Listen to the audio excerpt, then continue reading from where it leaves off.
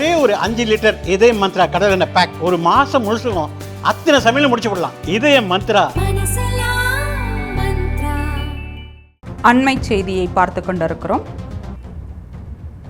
நகைக்கடன் பெறுவதற்கு புதிதாக 9 விதிமுறைகள் வெளியிடப்பட்டிருப்பதை ரிசர்வ் வங்கி உடனடியாக திரும்ப பெற வேண்டும் என தமிழக வெற்றிக் கழக தலைவர் விஜய் வலியுறுத்தியுள்ளார்.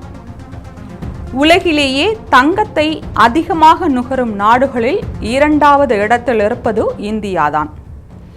இந்தியர்கள் தங்கத்தை தங்கள் சொத்தின் ஒரு பகுதியாக கருதுகின்றனர்.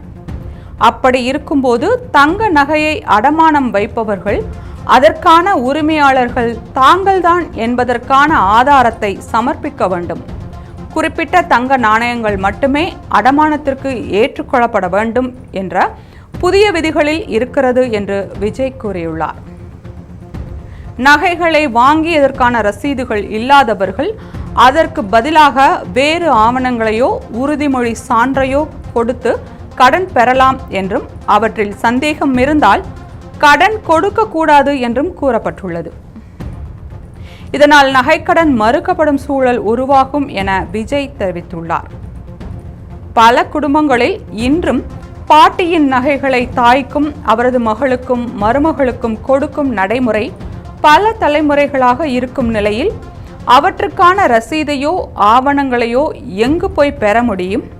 தங்கத்தின் விலை தொடர்ந்து அதிகரிக்கும் போது தங்கத்தை அடமானம் வைத்து பெறப்படும் தொகை தொடர்ந்து குறைந்து கொண்டே போனால் மக்கள் சிரமத்திற்கு உள்ளாவார்கள் என்பது ரிசர்வ் வங்கிக்கு தெரியாதா என விஜய் கேள்வி எழுப்பியுள்ளார். ரிசர்வ் வங்கியின் புதிய விதிகளில் கடன் தொகை வழங்கும் அளவானது தங்கத்தின் மொத்த மதிப்பிலிருந்து 75% குறைக்கப்பட்டுள்ளது. அவ்வாறு கடன் பெறும் தொகை குறைந்தால் பணம் அதிகம் தேவைப்படுவோர் அதிக வட்டி வசூலிக்கும் தனியார் நிதி நிறுவனங்களையும் கந்துவட்டி கும்பலையுமே நாடி சென்று நகைகளை அடகு வைக்கும் சூழல் ஏற்படும் என்று விஜய் எச்சரித்துள்ளார். வங்கிகளால் விற்பனை செய்யப்படும் தங்க நாணயங்களுக்கு மட்டுமே கடன் பெற முடியும் என்பது போன்ற விதி மக்களை மேலும் இன்னலுக்கு உள்ளாக்கும். இதனால் வேறு ஆதாரங்களில் இருந்து தங்க நாணயங்களை வாங்கியவர்கள் நகைக்கடன் பெற முடியாத சூழல் உருவாகியுள்ளது என விஜய் குற்றம் சாட்டியுள்ளார்.